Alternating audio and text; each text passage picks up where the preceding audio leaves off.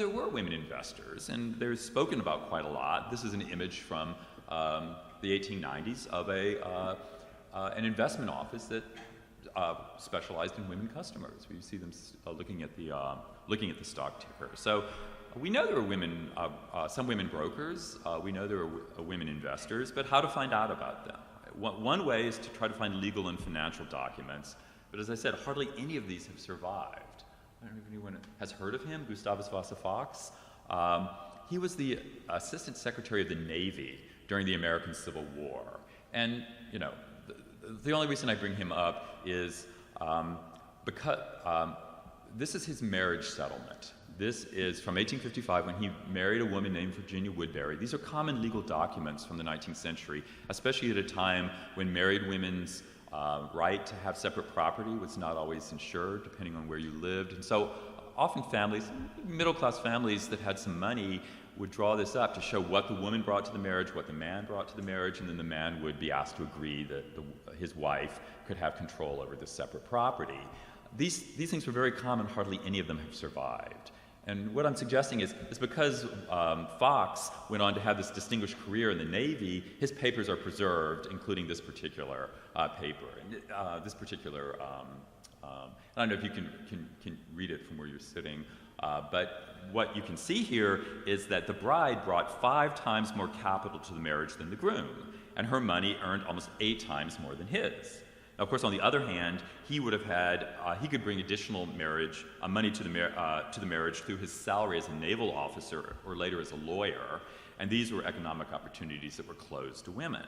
But this demonstrates that investment income had a greater significance for women, since there were a lot of ways in which men could earn a living, but very few ways in which middle-class women could earn a living. So if you had money from your family, if you had an inheritance, and you could invest it to get a return, this probably was more significant for women than for men. Another, one of our less distinguished presidents, Benjamin Harrison, he only won the He only won the Electoral College. He didn't win the popular vote. But I'm interested in his vice president, Levi Morton, which probably no one has ever heard of. I never heard of him until I did this project. Levi Morton was a well-known New York stockbroker, so that's why he's of interest to me. And his papers are at the New York Historical Society. And again, I would suggest the New York Historical Society 100 years ago was not interested in collecting the papers of stockbrokers, business history. They wanted political papers. They wanted things related to the early history of New York. But since Morton had been the American vice president, his business papers were seen as having a kind of significance. So it's very rare that we have very detailed papers of a stockbroker. We have the ledgers of how his customers invested their money and a lot of correspondence with his customers. Of course, what's interesting to me is that he had 1/3 of his customers were women. 1/3 of his customers were women. This is in the 1880s.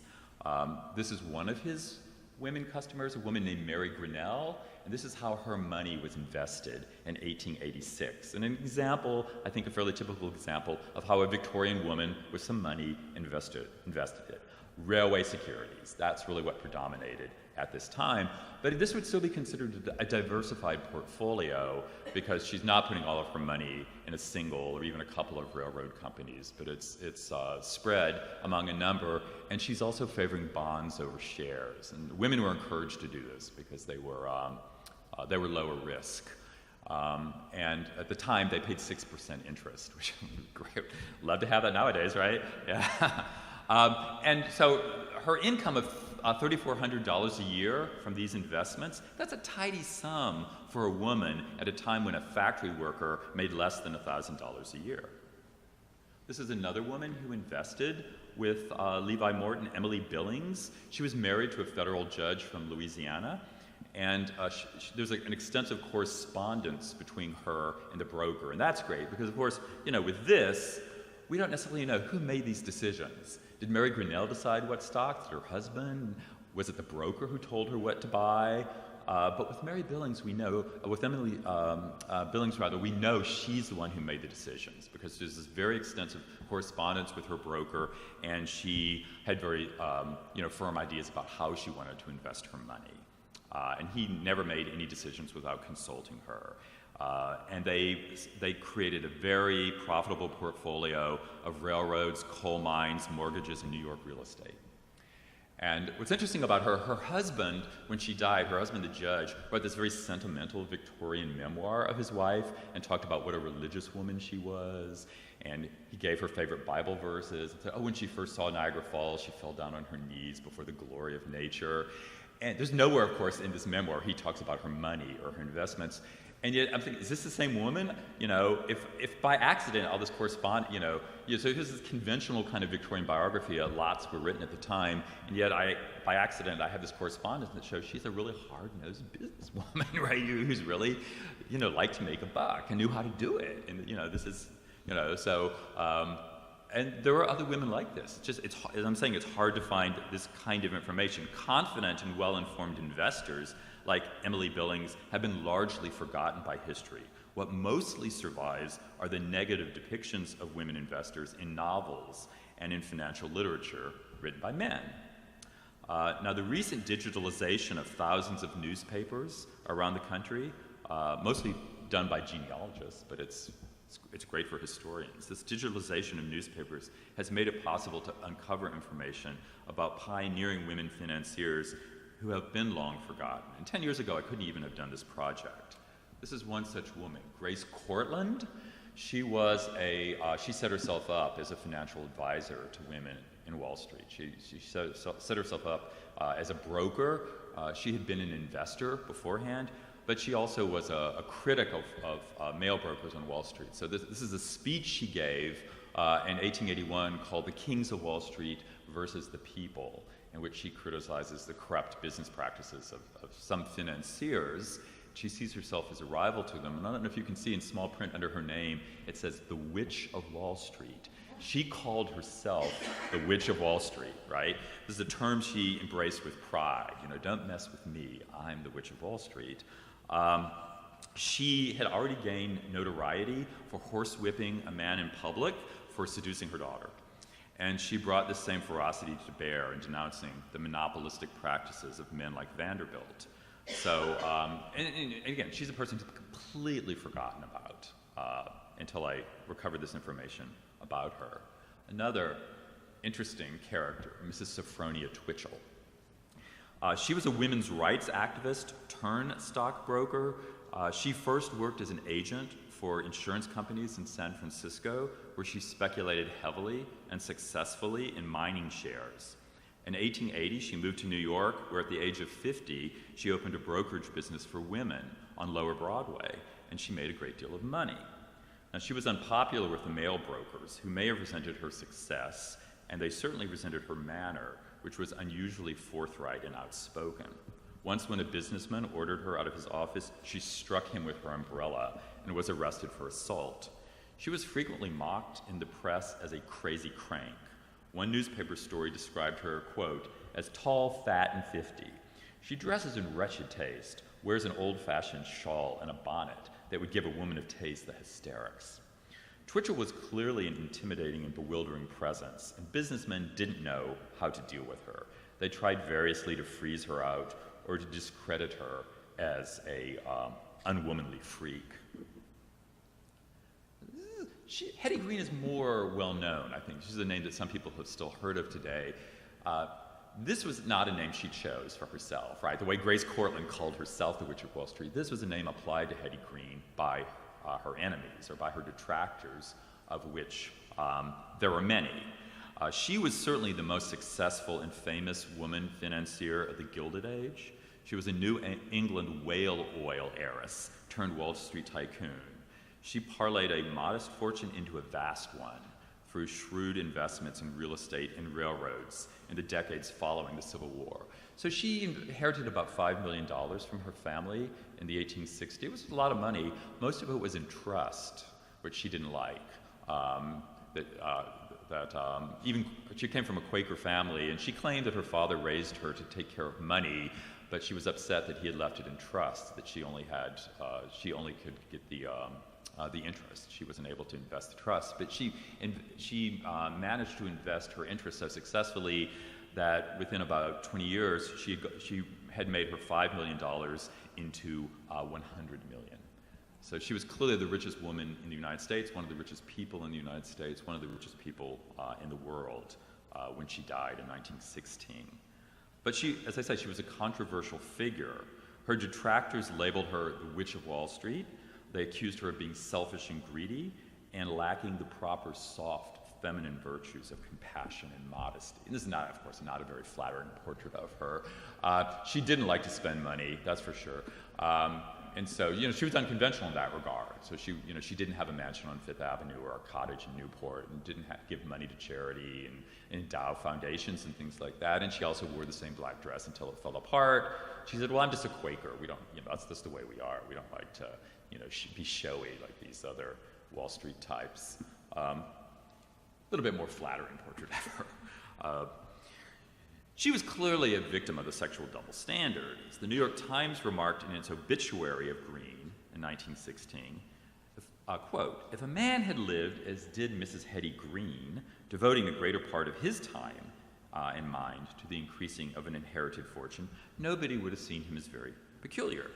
It was the fact that Mrs. Green was a woman that made her career the subject of endless curiosity, comment, and astonishment.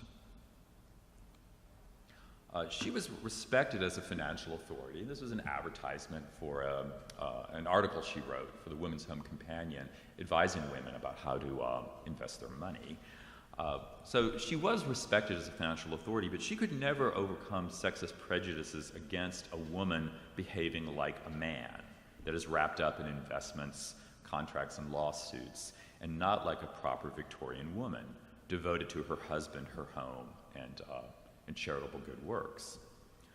Other women who achieved financial fame often went to great lengths to project more acceptable, less threatening public personas than Hetty Green.